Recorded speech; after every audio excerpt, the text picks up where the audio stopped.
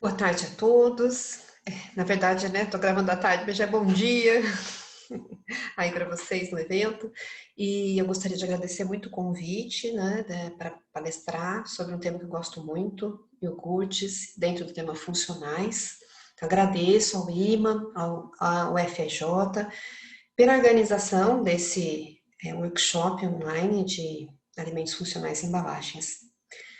E vai meu abraço também para a professora Inês, que sempre colabora com a gente nos livros, nos eventos. Espero que o tema possa enriquecer todos os participantes. Então, eu vou agora compartilhar a tela e já vamos entrar no assunto, né?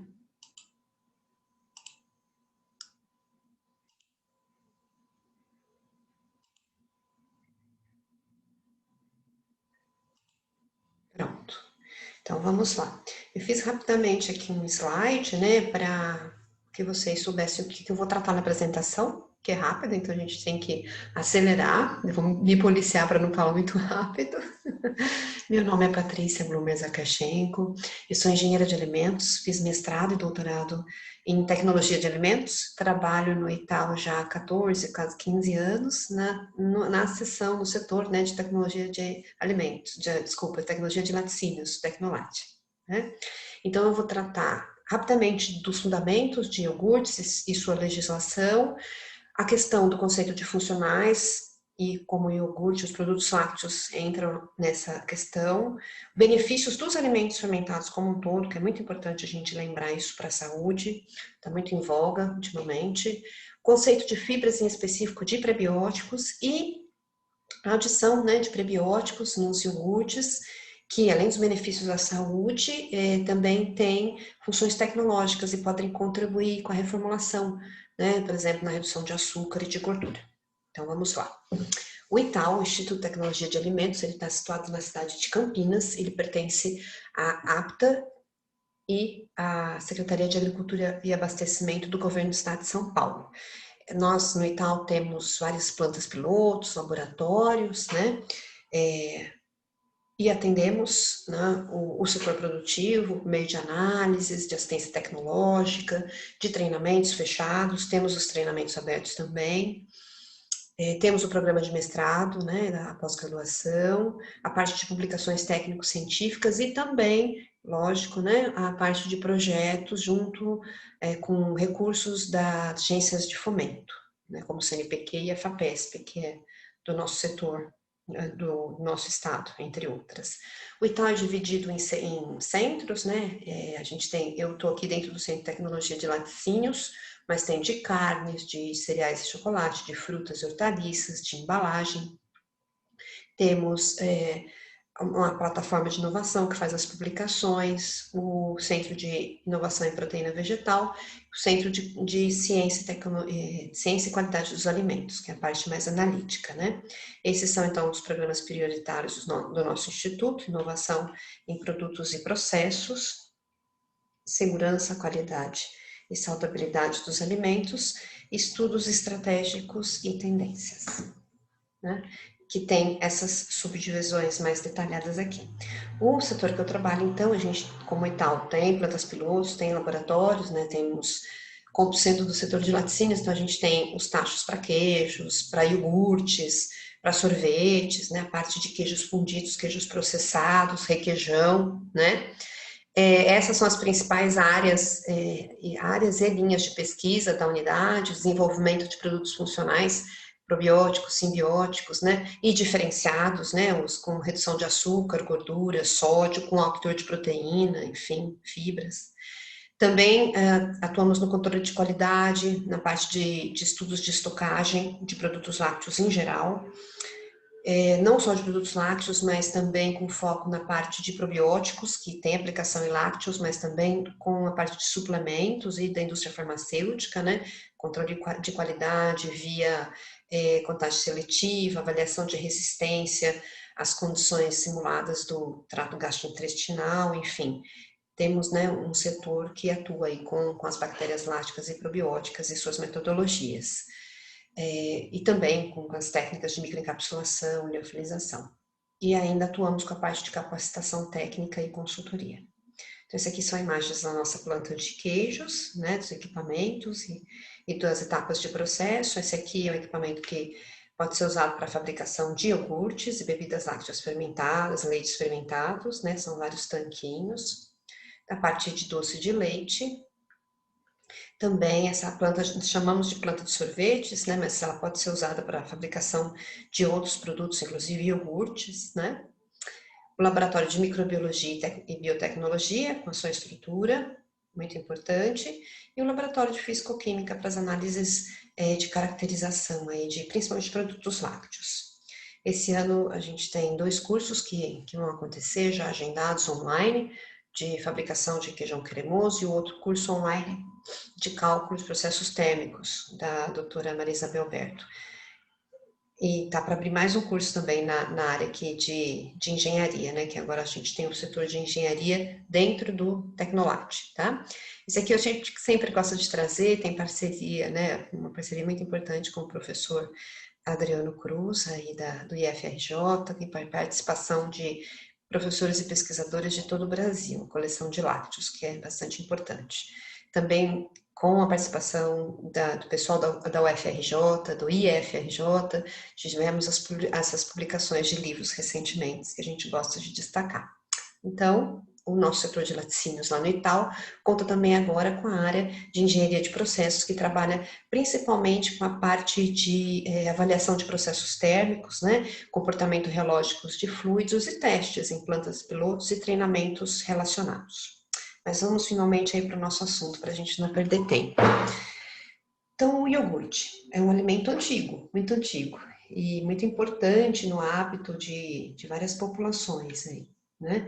O berço, né, do iogurte é a península do Balcãs, né, Oriente Médio, até porque, você veja, se você ordenhava leite lá a 40 graus no deserto, ou se você ordenhava leite lá na Finlândia, numa temperatura ambiente bem baixa, onde que ele ia se transformar em um produto fermentado mais rapidamente?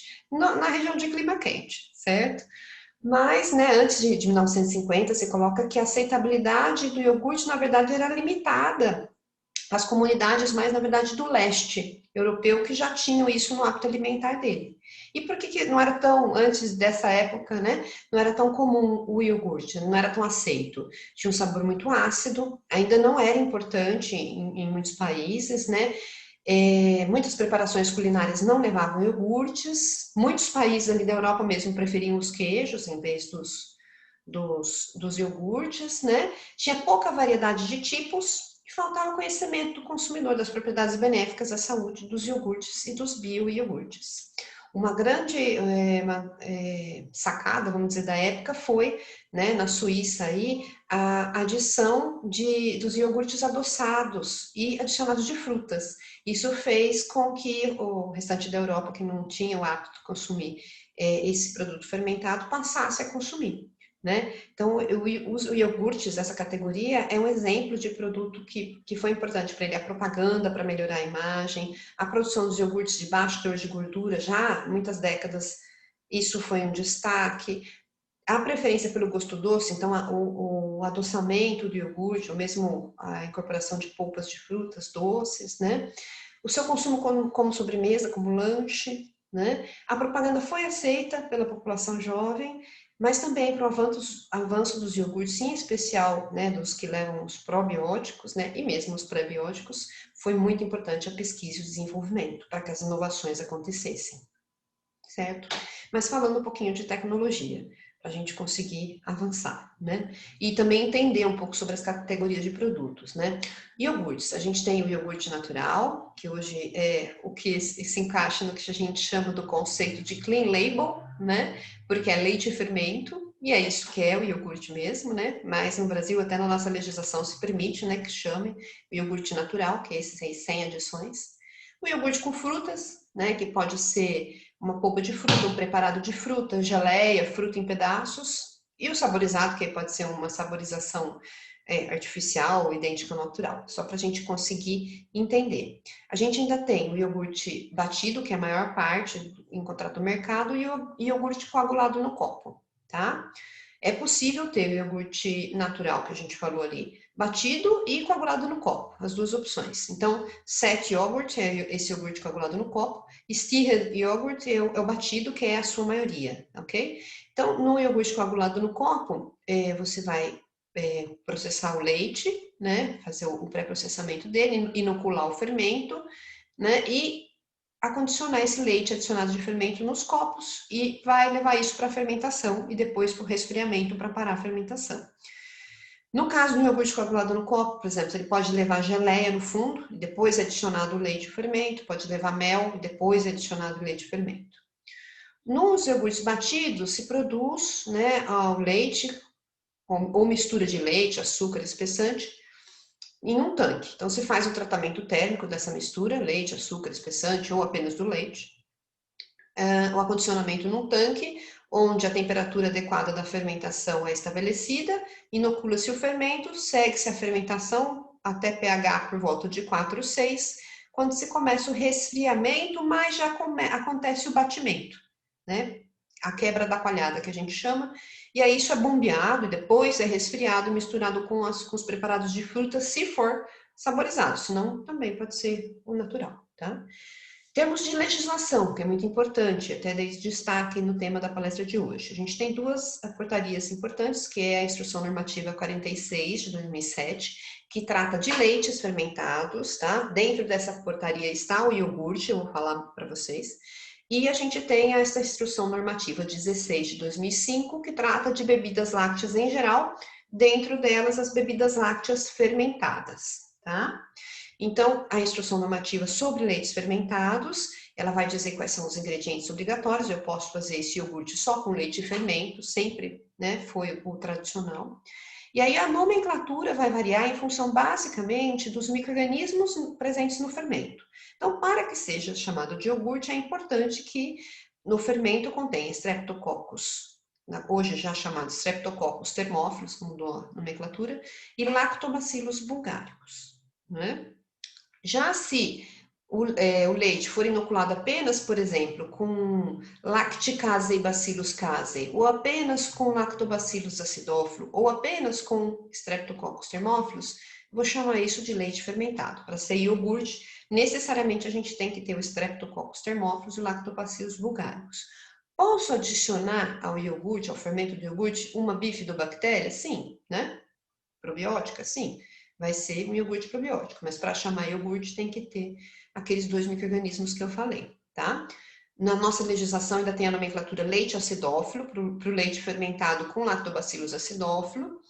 O kefir, que é definido na nossa legislação pela presença dos grãos de kefir e quais micro-organismos? Esse, né? O lactobacillus kefir, que na verdade já mudou de nome, né, em função da reclassificação pela qual passou, mas na legislação nossa ainda está assim, porque ela é de 2007, a reclassificação do gênero lactobacillus aconteceu agora em maio de 2020, né? Então, o kefir, ele é um leite fermentado, tá? Ele está dentro da categoria de leites fermentados, onde estão presentes bactérias láticas, bifidobactérias, também leveduras, né? E aqui são citadas na legislação quais são. Então, dando destaque que tem crescido a linha de kefirs comercialmente presentes no Brasil. A gente sabe que esse e esse aqui que a gente já atendeu, né? Eles usam o fermento industrial, evitando, né, o uso dos grãos de kefir, que às vezes podem ter uma variabilidade maior. É possível usar os grãos de kefir, mas você precisa trabalhar em asepsia, com técnicas, né, de manipulação adequadas, de preferência dentro de um fluxo laminar, para poder não ter a contaminação dos grãos, né? O quilmes, que é um parente, leite fermentado aparentado do kefir, que leva bactéria lática e levedura, mas tem uma variedade de micro-organismos menor.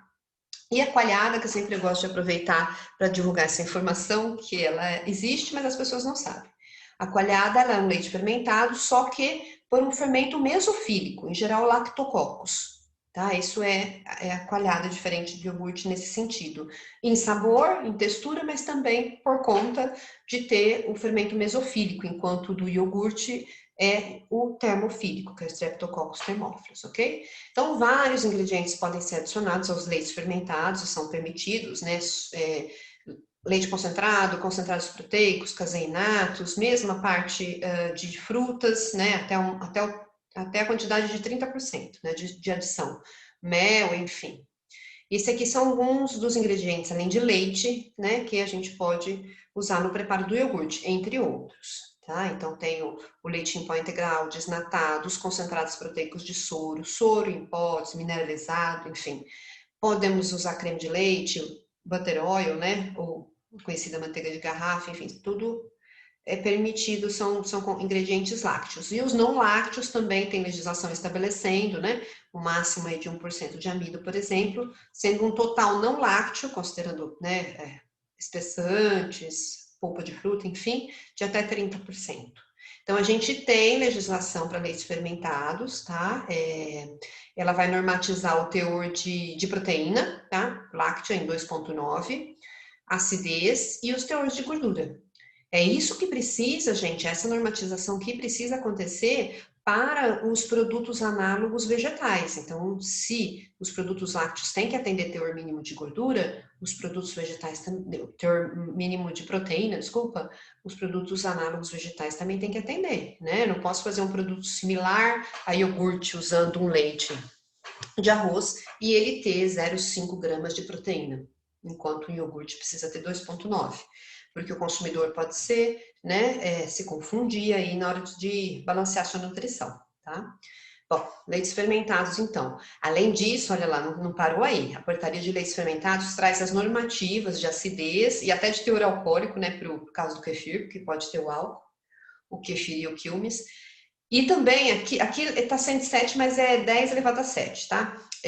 Contagens mínimas de bactérias lácteas totais e de leveduras para o caso do kefir, tá? Então, tudo isso está normatizado na legislação, quais aditivos, corantes, né, aromatizantes podem ser usados.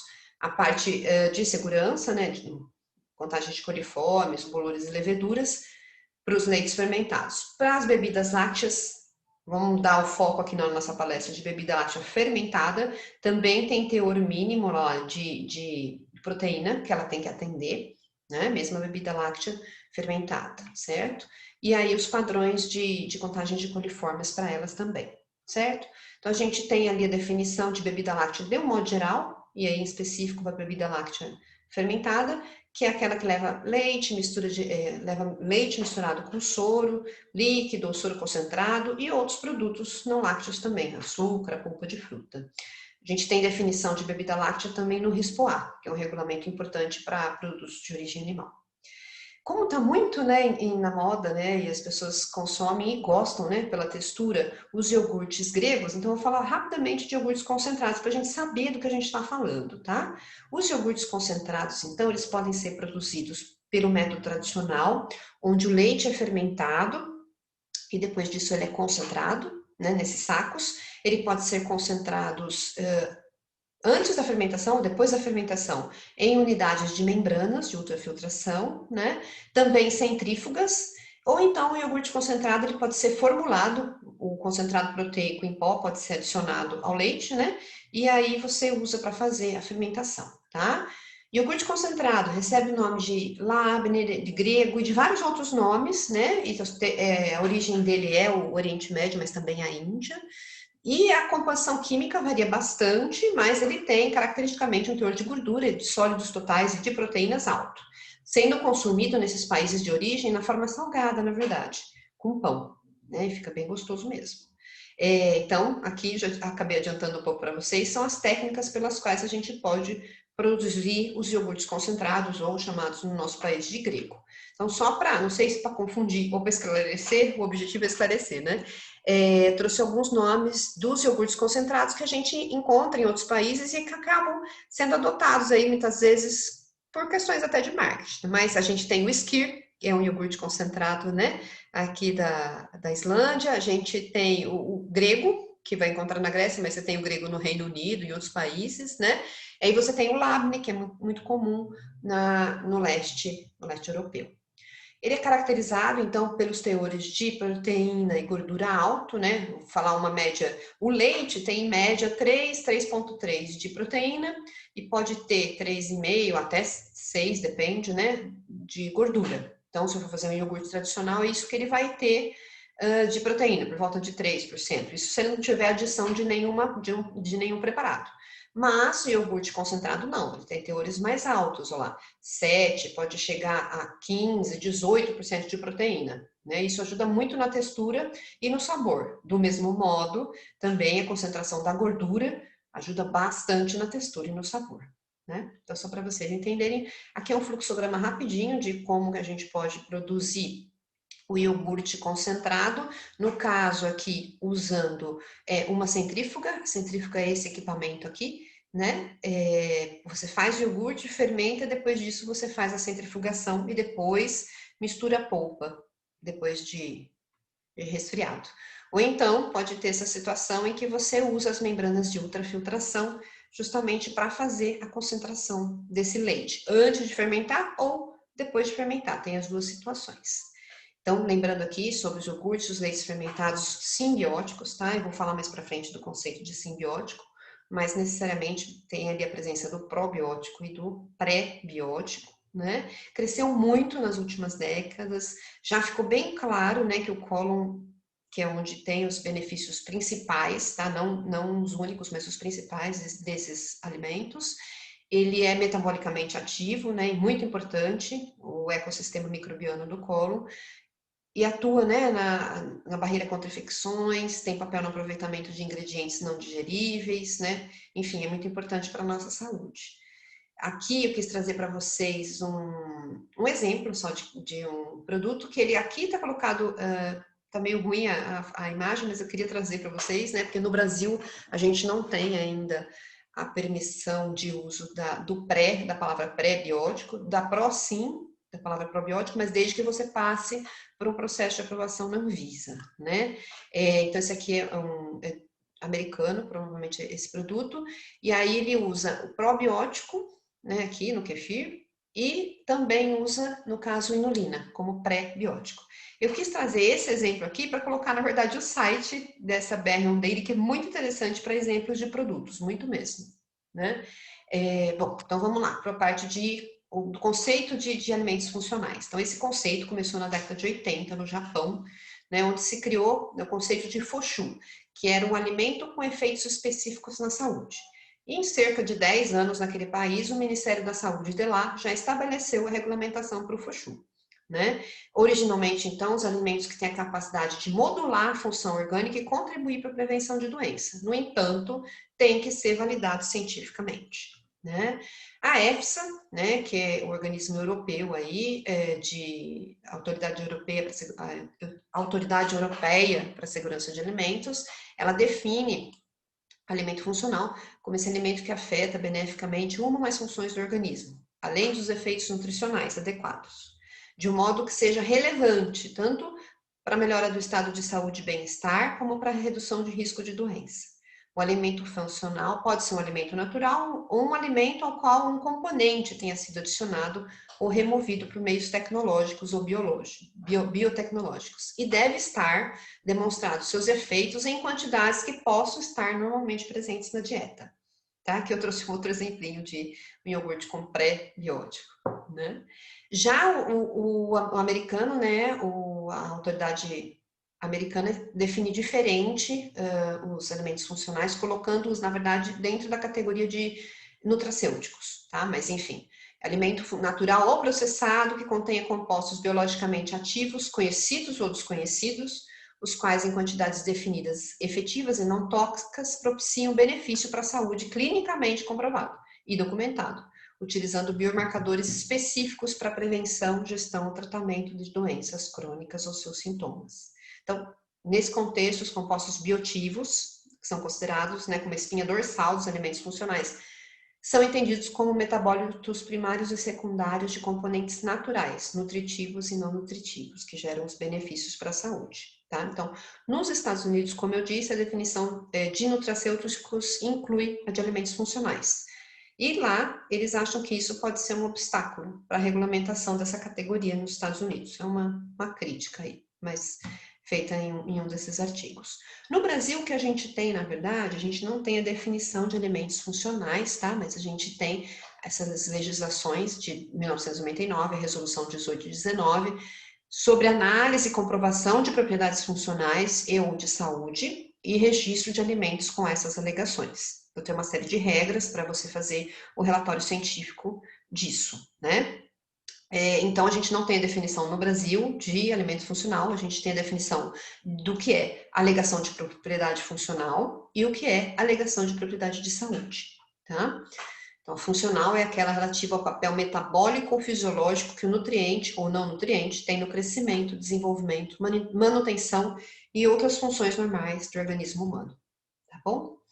E o iogurte, falando especificamente aqui, né, do iogurte probiótico, eu trouxe até essa referência bem recente, ele defendia bastante, né, que o iogurte probiótico e o pré também é um alimento funcional.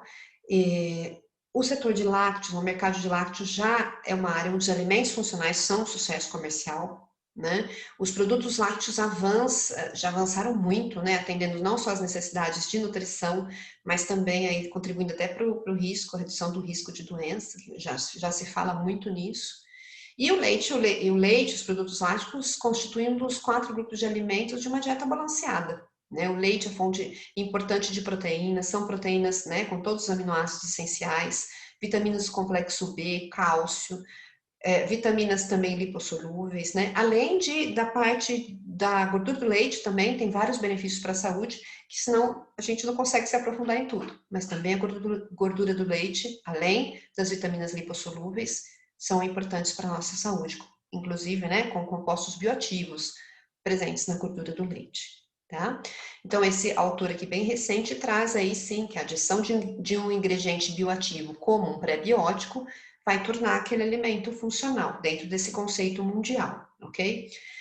Não sei se todos conhecem, mas a gente tem disponível desde 2017, quando foi lançado, o Brasil Daily Trends 2020, que já tá ficando antigo, mas tem informações interessantes, né? Em especial relativas ao temas dessa palestra, nos capítulos de digestibilidade e bem-estar e funcionalidade e prevenção, que essas são as 6 macro tendências que a gente analisou na época da escrita do estudo, né? Isso aqui são trechos ali, vocês podem baixar nesse endereço aqui o documento.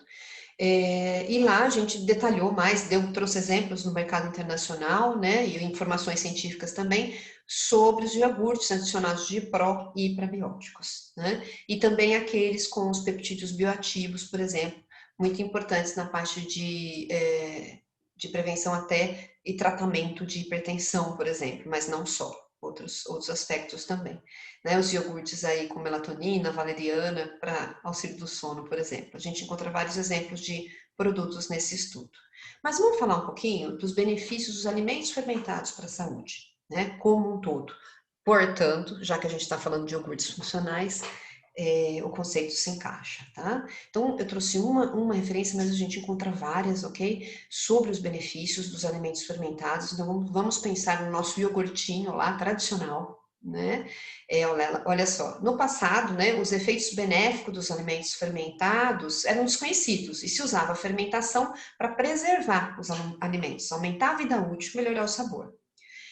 E os alimentos fermentados são parte importante da dieta em muitas culturas, né? E com o tempo se verificou a associação da fermentação a benefícios de saúde. E isso atraiu o interesse científico, já desde Metenikov, há muito, muito tempo atrás, no início do século XX, né?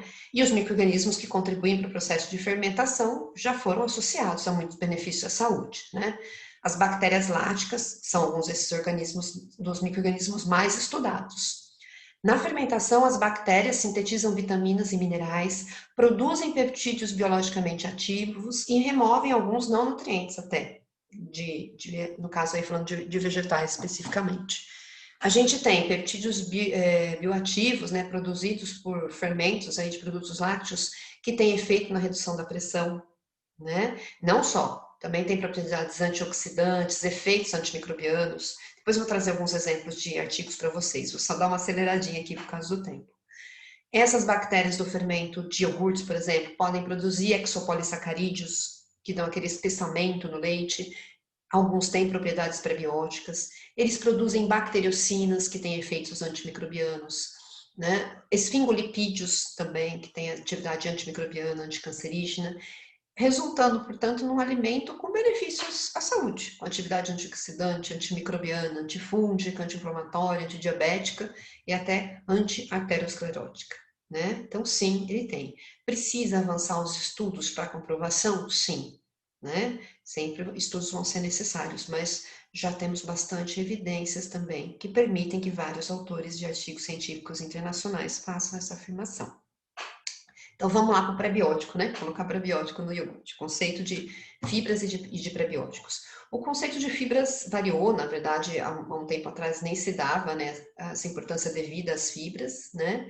Mas basicamente a fibra foi classificada de várias maneiras e a primeira subdivisão diz respeito à diferença na questão da solubilidade em água, ser solúvel ou insolúvel, né? E a gente sabe que a fibra solúvel atua principalmente no trânsito intestinal, enquanto as solúveis apresentam propriedades benéficas, baseadas em diferentes mecanismos, né? Fibras insolúveis, celulose, hemicelulose, lignina, né? E elas contribuem principalmente para esse aumento do volume fecal, aceleração do trânsito intestinal, mas com essa aceleração se vê efeitos benéficos, né? Com eliminação de resíduos, por exemplo, menor contato dos dejetos fecais com a mucosa, enfim, tem benefícios da fibra insolúvel também. Já dentro das fibras insolúveis estão, muitas delas são prebióticas. Veja bem, agora eu vou entrar com o conceito de prebiótico, tá? Então, o ISAP, Associação Científica Internacional para Probióticos e Prebióticos, que eu gostaria que vocês conhecessem, olhassem o site, entrassem no Instagram, seguissem também, eles são muito bons, né? Trazem informações científicas excelentes. Eles definiram o prebiótico, já mudou essa definição, mas a última definição é um substrato que é utilizado seletivamente por micro-organismos hospedeiros, que conferem um benefício à saúde. Os prebióticos, muitos carboidratos de baixo peso molecular são prebióticos, mas não só, tá? Então já se sabe que ácidos graxos, por exemplo, compostos fenólicos e alguns fitoquímicos também são candidatos a prebióticos, ok? Tá? Então, um substrato que é seletivamente utilizado por micro-organismos hospedeiros que conferem benefício à saúde, certo? Carboidratos não digeríveis, como polissacarídeos, por exemplo, são prebióticos. Nem todos, tá? Precisa sempre de comprovação para dizer que é prebiótico. Ele precisa atender alguns critérios definidos, por exemplo, por esse organismo aqui, a Associação Científica Internacional para Probióticos e Prebióticos, ok? Então, a gente tem amido resistente, pectina, destrina, os frutoligosacarídeos, galactoligosacarídeos, muito interessante essa categoria aqui, que pode ser produzida a partir da lactose, do leite, portanto, a partir do soro, até a partir do permeado que sobra da ultrafiltração do soro. Muito interessante a questão dos galactoligosacarídeos. Xiloligosacarídeos pode se produzir, por exemplo, a partir do bagaço de cana, né? Isomaltoligosacarídeos, enfim. Várias substâncias, carboidratos não digeríveis, rafinose, a lactulose, inulina, que são prebióticos, né? Tem essas propriedades prebióticas já definidas. São tantos, né, que se dividem em grupos, por exemplo, os prebióticos polióis, como a lactulose, também produzida a partir da lactose, ok? Xilitol, manitol, oligosacarídeos diversos, né? O FOS, GOS, XOS, vários, e fibras, né? Algumas destrinas, principalmente as beta-glucanas mais estudadas, ok? Bom, e na melhor parte, né, das últimas décadas se conseguiu, né, manipular a microbiota com o uso dos probióticos e prebióticos. Então só para a gente não passar a nossa palestra sem definir probiótico, eles são os micro-organismos vivos que, quando beneficiados, sim, quando administrados em quantidades adequadas, conferem um benefício à saúde do hospedeiro. Então, vamos agora aí finalmente para a aplicação, né? Falar um pouquinho dos ingredientes funcionais, especificamente dos prebióticos, em vários aspectos aí da fabricação de iogurtes, ok? Então, aqui só para reforçar a importância, né? Esse autor aqui coloca que os ingredientes funcionais mais populares em todo o mundo, entre eles estão os prebióticos. E outros também, que vão certamente ser tratados neste evento, né? Então, especificamente, né, a gente tem agora com a questão do Covid uma demanda muito importante para a resposta imunológica ser mais otimizada, né? E os alimentos funcionais podem regular o sistema imunológico, aumentando, inibindo em algumas situações, a resposta imunológica, fortalecendo as defesas do hospedeiro contra infecções, suprimindo alergias e inflamação, né? E os pré-bióticos e os probióticos atuam nesse aspecto, além de também auxiliar no combate, né, de doenças crônicas, como câncer, obesidade, diabetes, doenças cardiovasculares, tá? Então, por tudo isso, porque vem ganhando cada vez mais importância, é que a gente escolheu também tratar do uso de prebióticos aí em iogurtes, dentro do assunto iogurtes funcionais, ok? Aqui alguns exemplos de prebióticos que podem estar nos iogurtes, mas também estão aí na forma de suplementos, também encontrados na forma de suplementos. E os prebióticos têm função tecnológica, podem muito bem ser empregados na reformulação de alimentos, ajudando, né, no sabor doce, ajudando na textura, né, e aumentando o teor de fibras da dieta. A gente sabe, pelo menos por estudos mais recentes, que ainda fica abaixo da ingestão recomendada de fibras a dieta de uma boa parte da população do Brasil e de outros países do mundo. Mas, enfim, né, os pré-bióticos podem ser usados aí para conferir consistência, doçura, sabor. No entanto, sempre tem, né? Você pode ter, por exemplo, problemas de arenosidade na estocagem. Isso acontece com a inulina, por exemplo, né? Então, tudo tem os seus prós e contras. E para ilustrar, eu trouxe aqui esse estudo muito interessante do nosso querido professor Adriano Cruz, né, onde eles estudaram em iogurte grego, né, a ação de vários prebióticos, galacto-oligosacarídeos, xilo-oligosacarídeos, fruto-oligosacarídeos, né, e verificaram, né, que especificamente a adição de GOS, galacto-oligosacarídeo, polidestrose, que é outro prebiótico, e inulina resultou numa consistência mais firme para esses produtos, além de contribuir para o aroma doce, sabor amanteigado desses produtos.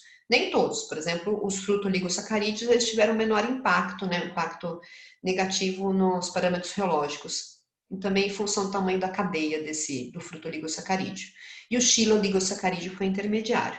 Mas olha só que interessante, além do prebiótico ter a sua função para a saúde, ele também tem essa função tecnológica, né, comprovada em artigos bastante recentes. Então, tanto é uma tônica essa questão do uso dos prebióticos em iogurtes e outros produtos lácteos para redução de açúcar, por exemplo, que nesse artigo que ele trata de, olha lá, estratégias para redução de açúcar em iogurtes. Uma das estratégias é justamente a adição de inulina, né? E a inulina tem diferentes tamanhos de cadeia, algumas conferem mais sabor doce, outras menos. Dependendo do tamanho da cadeia, você tem mais viscosidade ou menos viscosidade. Então, bastante interessante. E olha que interessante esse estudo aqui, que utilizou a própria lactose presente no leite para a fabricação de iogurte, utilizando uma enzima específica, né, que converte a lactose em galactoligosacarídeos. Então, ele conseguiu, né, ali no leite mesmo, que a lactose fosse reduzida, portanto, ficou um iogurte reduzido em lactose e aumentado naturalmente em prebiótico, no prebiótico galactoligosacarídeo. Foi bastante interessante esse estudo aqui, né? Que foi uma adição da enzima e previamente ao fermento, sem redução do tempo de fermentação, tá? Porque quando a gente aplica a lactase antes da fermentação, né, ela pode eventualmente retardar a fermentação, mas nesse caso aqui, nesse estudo, pelo menos não aconteceu. E o sabor foi bem aceito, né, do ponto de vista sensorial aí, porque teve esse aumento também do galactoligosacarídeo que dá viscosidade para o produto. Achei bem interessante trazer para vocês esse assunto. E aí a gente tem os produtos chamados híbridos, né? E a gente fala muito de fazer o análogo vegetal e tudo mais, mas a combinação do produto lácteo seja uma farinha de feijão, seja uma fibra, às vezes um subproduto da indústria de frutas, de cereais, é muito interessante, né? Esse aqui fez uma farinha aí de grão de bico e verificou aí, estudou diferentes teores de adição dessa farinha no leite para fazer o iogurte, verificou que a farinha de grão de bico estimulou, né, os bifidobactérias desse iogurte, também contribuiu para a viscosidade, né, podendo até substituir o leite em pó em algumas situações. Aí depende o custo, né, da farinha de grão de bico e o leite em pó de cada país, né, eventualmente pode ser maior ou menor em cada país produtor. Então, como eu disse para vocês, eu ia trazer o conceito de simbióticos aqui para encerrar, que eu já passei do meu tempo, né? Que também é definido aí pela ISAP, né? Essa associação importante científica internacional, que eu gostaria que vocês conhecessem ali o site deles, o Instagram. E que o simbiótico é uma mistura contendo micro-organismos vivos e substrato, utilizados seletivamente por micro-organismos do hospedeiro, que conferem benefício à saúde. Na verdade, agora a gente já tem essa definição de simbiótico e tem até um desdobramento dessa definição do simbiótico energético, né, onde o substrato é projetado para ser utilizado seletivamente pelos micro-organismos que são administrados. Então, é um uso combinado. Tá bom?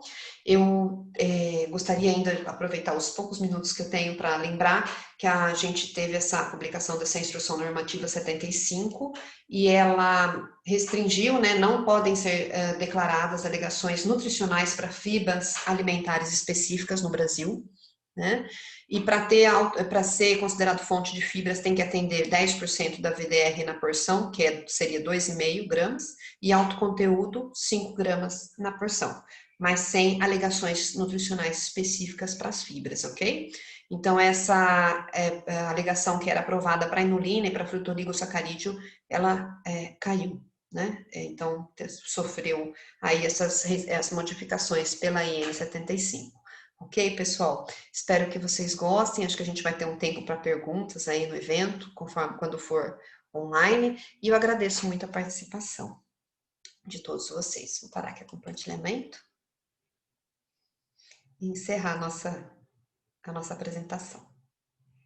Obrigada a todos.